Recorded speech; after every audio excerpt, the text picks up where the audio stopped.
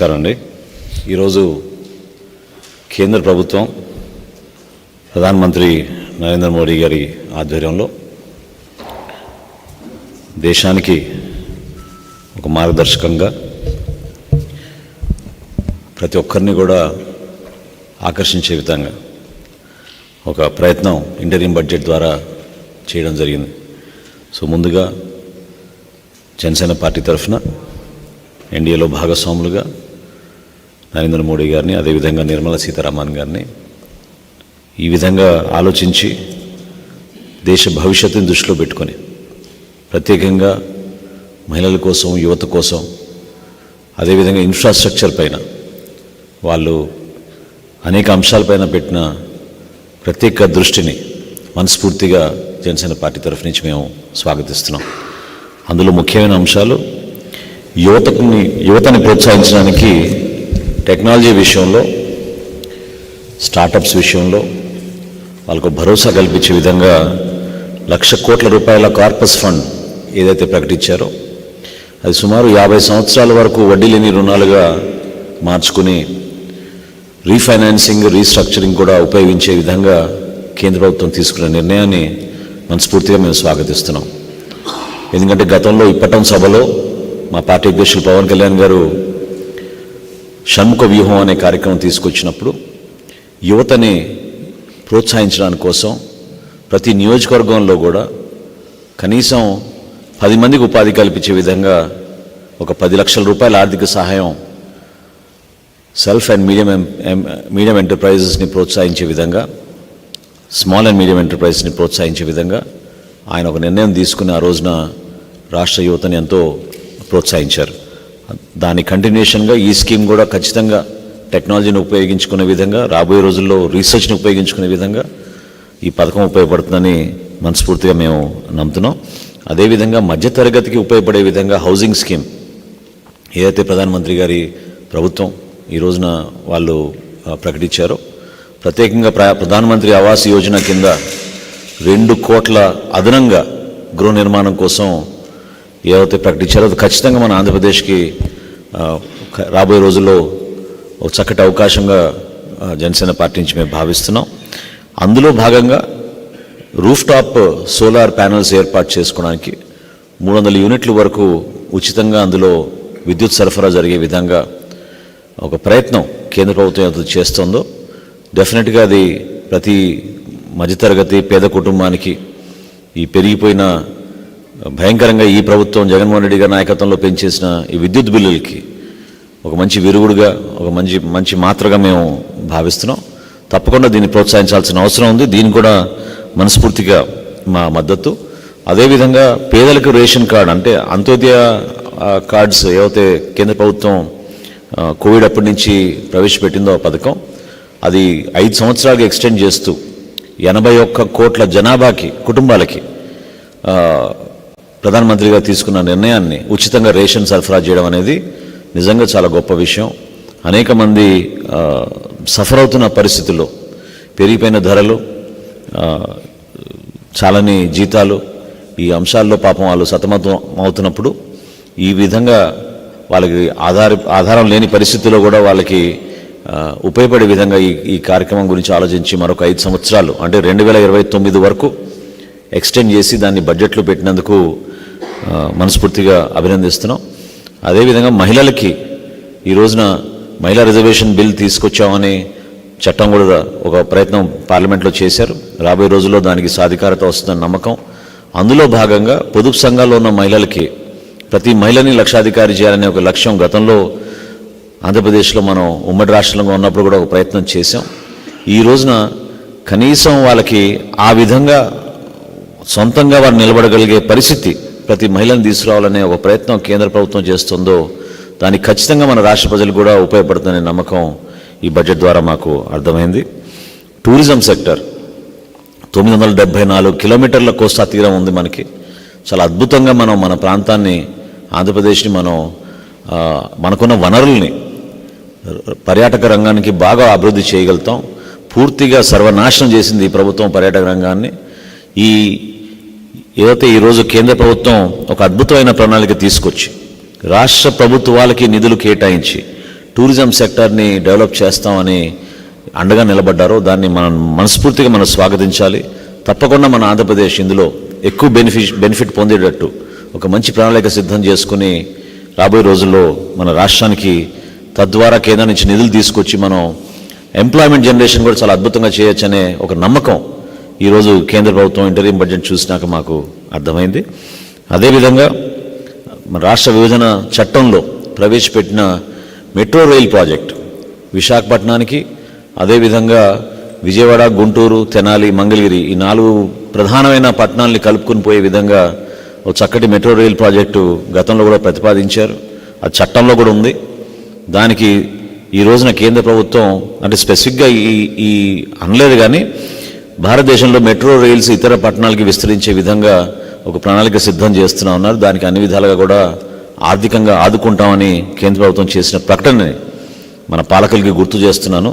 దయచేసి ఇప్పుడైనా మీరు కొంచెం సమయం వెచ్చించి కేవలం రాజకీయాల కోసమే కాకుండా అభివృద్ధి కార్యక్రమాలపైన కూడా మీరు దృష్టి సారిస్తే జగన్మోహన్ రెడ్డి గారి ఈ ప్రభుత్వం తప్పకుండా కేంద్ర ప్రభుత్వం ఈరోజు ప్రకటించిన ఈ 4-5 అంశాల ద్వారా మన రాష్ట్రానికి చాలా మేలు జరుగుతుంది. ఈ ఇంటరీం బడ్జెట్ని నిర్మలా సీతారామన్ గారు ప్రవేశపెట్టిన ఇంటరీం బడ్జెట్ని జనసేన పార్టీ నుంచి మేము మనస్ఫూర్తిగా స్వాగతిస్తున్నాం.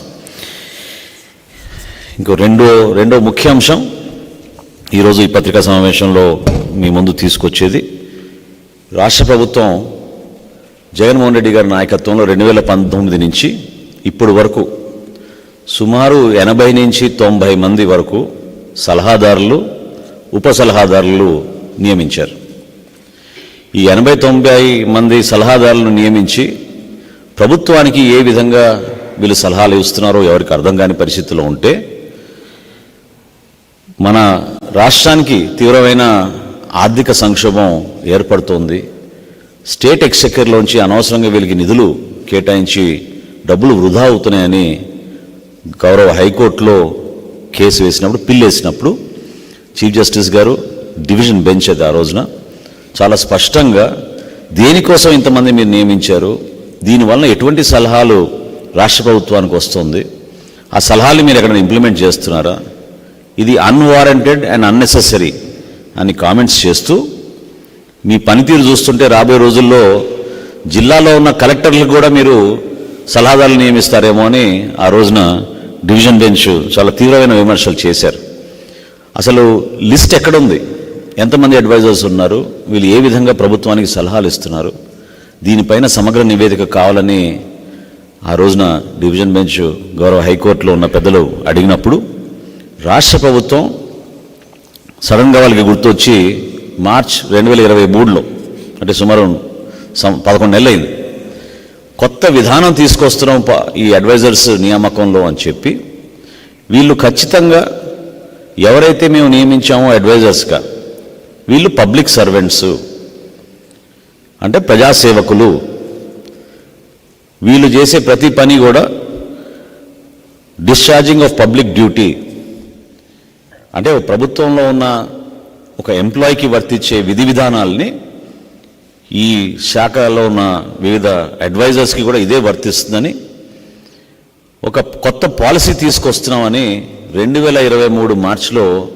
రాష్ట్ర ప్రభుత్వం గౌరవ హైకోర్టుకి నివేదిక అందించి ఆ రోజున వాళ్ళు చెప్పారు. కేవలం క్వాలిఫైడ్ పర్సన్స్ని అపాయింట్ చేస్తున్నామని, వీళ్ళ సలహాల ద్వారా ఏ నిర్ణయం రాష్ట్ర ప్రభుత్వం తీసుకోవాలన్నా కూడా ఈ పెద్ద మనుషుల్ని కూర్చోబెట్టుకుని అడిగి వాళ్ళ సలహాలు తీసుకుని మేము నిర్ణయం తీసుకుంటున్నామని ఆ రోజు ప్రకటించారు. మరి ఇన్ని రోజుల నుంచి వీళ్ళకి జీతాలు, వీళ్ళందరికీ accommodation, vehicles, personal staff, telephone బిల్లులు, వీళ్ళు వాడుకోవడానికి మొబైల్ ఫోన్లు, ఇవన్నీ కూడా ప్రభుత్వం వాళ్ళకి అందిస్తూ ఉంటే ఒకళ్ళిద్దరు పాపం చాలా బాధతోటి ఈ విధంగా మనం ప్రభుత్వ డబ్బుని వృధా చేయకూడదు, మన సర్వీసెస్ దేనికి ఉపయోగించుకోవడం లేదు, ముఖ్యమంత్రిని కలవాలన్నా కలవలేకపోతున్నాం, ముఖ్యమంత్రి గారి సలహాదారులని నియమించుకోబడ్డ వ్యక్తులు కూడా కనీసం ముఖ్యమంత్రి గారిని కలవలేకపోతున్నారు. అందులో ప్రధానంగా అటువంటి కాన్షియస్ ఉన్నవాళ్ళు ఎవరైతే మనం కొంచెం విలువలతో కూడిన వ్యక్తులు ఉన్నారో ఒకరిద్దరు రాజీనామా కూడా చేసి వెళ్ళిపోయారు. అందులో సుభాష్ గార్గ్ ఒకళ్ళు, సుభాష్ గర్గ్ గారు భారతదేశానికే ఫైనాన్స్ సెక్రటరీగా పనిచేశారు. ఆయన కూడా లాభం లేదు, ఈ పరిస్థితి ఇక్కడ ఉన్న వ్యవస్థని మనం సరిచేయలేమని చెప్పి ఆయన కూడా అపాయింట్మెంట్ అయిన కొన్ని నెలల్లోనే ఆయన రాజీనామా చేసి వెళ్ళారు. రామచంద్రమూర్తి గారు మీ అందరికీ సుపరిచితం పెద్దలు, ఆయన కూడా రాజీనామా చేసి వెళ్ళారు. నాకు బాగా సన్నిహితులు జుల్ఫీ గారని, ఆయనైతే కనీసం జీతం కూడా తీసుకోవడం లేదు. జీతం తీసుకోకుండా ప్రభుత్వానికి పనిచేస్తానని ఆయన అడ్వైజర్గా ఈరోజు రాష్ట్ర ప్రభుత్వానికి ఉన్నారు. సుమారు 80-90 అడ్వైజర్లకి ఇప్పుడు వరకు ఈ రాష్ట్ర ప్రభుత్వం వెచ్చించింది ఎంత అంటే అందరూ కూడా ఆశ్చర్యపోతారు. ఇప్పటి వరకు వాళ్ళు వెచ్చించింది సుమారు 700 కోట్ల రూపాయలు. 700 కోట్ల రూపాయలు వీళ్ళు ఖర్చు పెట్టారు. 680 కోట్లు టు బి స్పెసిఫిక్. ఈ 680 కోట్ల రూపాయల్లో ఒకే ఒక ప్రధానమైన సలహాదారులు ఎవరైతే రోజు ప్రెస్ కాన్ఫరెన్స్లు పెట్టి పార్టీ కార్యక్రమాల్లో చురుగ్గా పాల్గొంటూ ఉంటారో మన సజ్జల గారు, ఆయన ఖర్చే 140 కోట్ల రూపాయలు. అసలు ఈ రాష్ట్ర ప్రభుత్వానికి ఎటువంటి అడ్వైస్ ఇస్తున్నారు వీళ్ళు? వీళ్ళు ఇచ్చిన అడ్వైస్ ముఖ్యమంత్రి గారు తీసుకుంటున్నారా పరిగణలోకి? ఏ విధంగా అడ్వైస్ రేపటి రోజున పాలసీగా మారుతోంది? ఇప్పుడు నేను చూశాను, మీరు పత్రికల్లో భారీ ఎత్తున అడ్వర్టైజ్మెంట్లు వేసేశారు. విద్యాశాఖలో అద్భుతమైన మార్పులు వచ్చేస్తున్నాయి. ఐబీ తోటి ఒప్పందం, ఉన్న పాఠశాలల వ్యవస్థనే నువ్వు సరి చేసుకోలేక సిబిఎస్ఈనే మనం ఆ నామ్స్ మనం మీట్ కావని తెలిసి ఇప్పుడు కొత్తగా ఐబీ సిలబస్ తీసుకొస్తున్నాం, రాష్ట్ర ప్రజలకు అద్భుతంగా ఉపయోగపడుతున్నాం. ఏ సలహాదారు చెప్పారు మరి ఈ మాట మీకు? 680 కోట్ల రూపాయలు వెచ్చించడం ఏంటి సలహాదారుల కోసం ఈ 5 సంవత్సరాల్లో? ఎంత నష్టం జరిగింది మన రాష్ట్ర ఖజానాకి? ఏ విధంగా మీరు పరిపాలనకు ఉపయోగపడ్డారు? ఈరోజు మేము ప్రధానంగా డిమాండ్ చేసేది ఏంటంటే, అనేక సందర్భాల్లో మేము ప్రెస్ కాన్ఫరెన్స్ పెట్టి వాస్తవాలు మీకు పూర్తి వివరాలు అందిస్తున్నప్పటికీ కూడా ప్రభుత్వం ఎందుకు దీన్ని సీరియస్గా తీసుకోవడం లేదు? అసలు మీరు వెళ్ళి వెతకండి ఈ రోజున ఎంతమంది అడ్వైజర్స్ ఉన్నారనేది. అసలు కనీసం ముఖ్యమంత్రి గారికి తెలుసా ఎవరున్నారు అడ్వైజర్స్ అని? నాకున్న సమాచారం కేవలం 2 ప్రతిరోజు ఆయనతో మాట్లాడుతూ ఉంటారు, మిగతా ఎవరు మాట్లాడరు. ముఖ్యమంత్రి గారికి కనీసం ఒక పత్రికా సమావేశం ఏర్పాటు చేసి మన చీఫ్ గెస్ట్గా కూర్చోబెట్టాం ముఖ్యమంత్రి గారిని. కనీసం పత్రికా సమావేశం ఏర్పాటు చేసి ముఖ్యమంత్రి గారు కనీసం ఎవరెవరు అడ్వైజర్లు ఉన్నారో చెప్పనండి ఆయన పేర్లు. 80-90 మందిని మీరు అపాయింట్ చేసి వీళ్ళకి ఇంత జీతాలు, వీళ్ళకి ఇంత ఖర్చులు, ప్రభుత్వ ఖజానా నుంచి 680 కోట్ల రూపాయలు ఈ 5 సంవత్సరాల్లో వెచ్చించారంటే, అందులో ఒక సజ్జల గారికే 140 కోట్ల రూపాయలు వెచ్చించారంటే ఏ విధంగా మీరు దీన్ని జస్టిఫై చేయగలుగుతారు?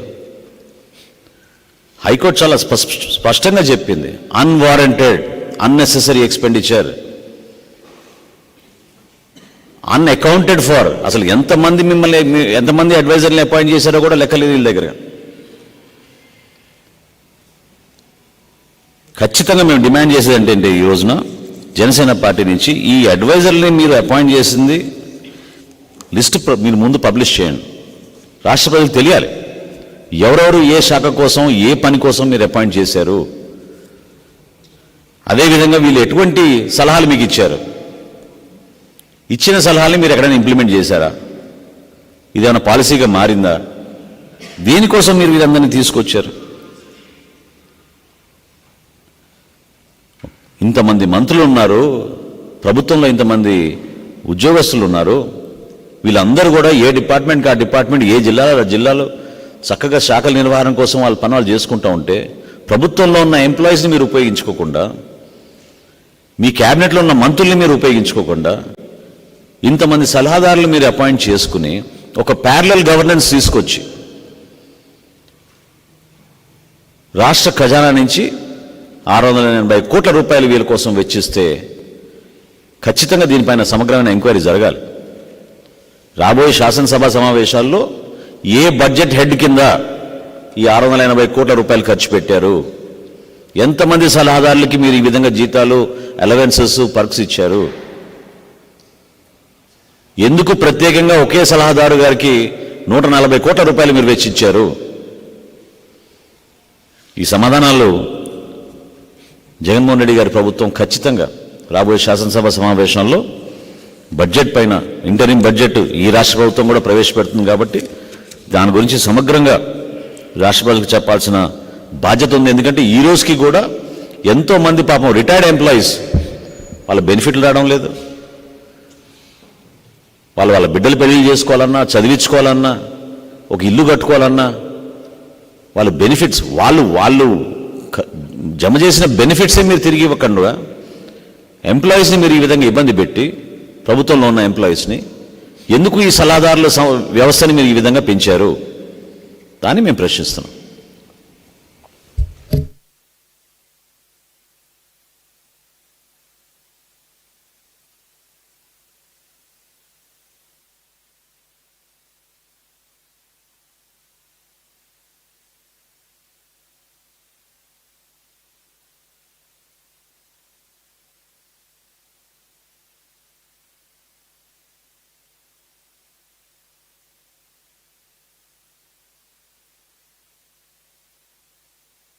కొంచెం దాన్ని ఫాలో అప్ చేయండి.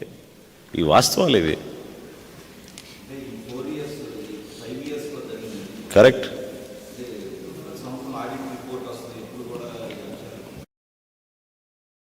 రాలేదు. మొన్న 91,000 కోట్ల రూపాయల గురించి కూడా నేను చెప్పింది అక్కడ బయటకు వచ్చినాయి.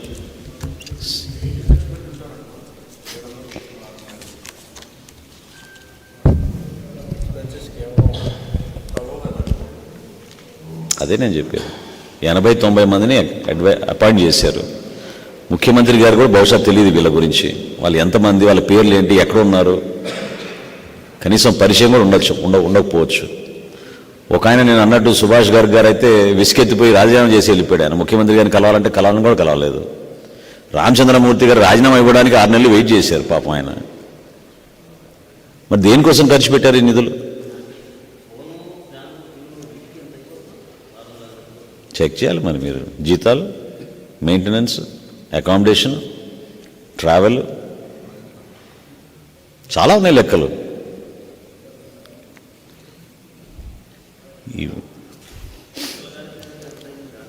140 కోట్లు అండి, 140 crores.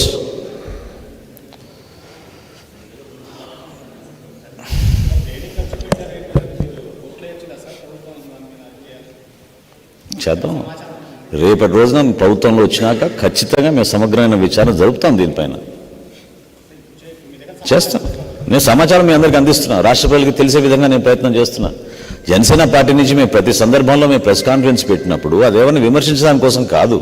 రాష్ట్ర ప్రభుత్వ పనితీరు, తద్వారా రాష్ట్ర ఖజానాకి జరుగుతున్న నష్టం, వీళ్ళు చేసిన దుర్వినియోగం, ఈ అంశాలపైన మేము మాట్లాడితే కొంతవరకైనా వాళ్ళు సరి చేసుకుంటారనే ఒక ప్రయత్నం చేస్తున్నాం మేము. దానికోసం మేము చేస్తున్న ప్రయత్నం. అంతిమంగా ఏం చేస్తాం, రేపటి రోజున ప్రభుత్వంలో వచ్చినాక వీటిపైన సమగ్రంగా విచారణ జరిపి వాస్తవాలన్నీ ప్రజలకు తెలిసే విధంగా తీసుకోవాల్సిన నిర్ణయాలు తీసుకుంటాం. కానీ ఇంత డబ్బు వెచ్చించాల్సిన అవసరం దేనికి? ఏం సలహాలు ఇచ్చారు వీళ్ళు? 680 కోట్ల రూపాయలు ఎటువంటి సలహాలు వీళ్ళకి ఇచ్చారు మీకు? దానికి సమాధానం చెప్పమని. ఇప్పటివరకు జరిగిన ఖర్చు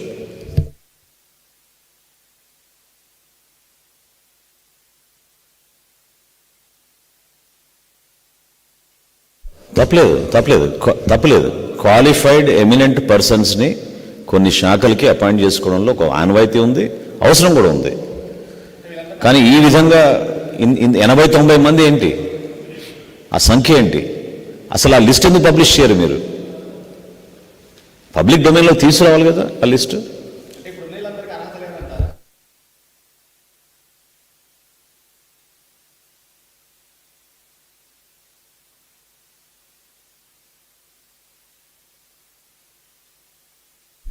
హైకోర్టులో సమర్పించిన అఫిడవిట్లో వాళ్ళు అన్న మాట ఏంటంటే, మేము క్వాలిఫైడ్ పర్సన్స్ని అపాయింట్ చేస్తున్నాం, వీళ్ళు కొన్ని శాఖల కోసం చాలా అవసరం, అటువంటి వ్యక్తుల్ని మేము అపాయింట్ చేస్తున్నాం. అప్పుడు గౌరవ హైకోర్టు గారు ఏమన్నారంటే, మీ పనితీరు చూస్తుంటే ప్రతి కలెక్టర్ కూడా మీరు సలహాదార పెట్టేటట్టు ఉన్నారు మీరని అన్నారు. ఇంతమంది ఐఏఎస్ ఆఫీసర్లు, ఇంత వ్యవస్థ ఉన్నప్పుడు ఎందుకు 80-90 మందిని మీరు అపాయింట్ చేశారు అని ప్రశ్నించారు.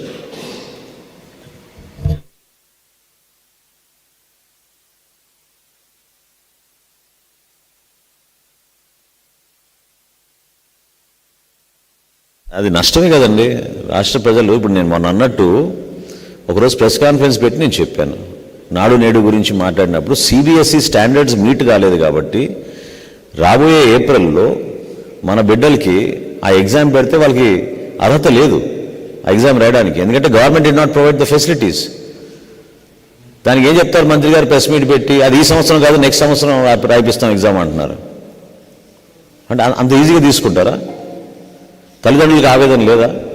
ప్రభుత్వ పాఠశాలలో మీరు సిబిఎస్ఈ సిలబస్ తీసుకొచ్చామని చెప్పారు మీరు, మరి ఎట్లా మీరు అంత ఈజీగా తేలిగ్గా మీరు ఈ సంవత్సరం దానికి వర్తించదు నెక్స్ట్ ఇయర్ వర్తిస్తున్నా అంటారు? మరి అన్నప్పుడు మీరు ఐబీ ఎందుకు ఒప్పందం చేసుకున్నారు?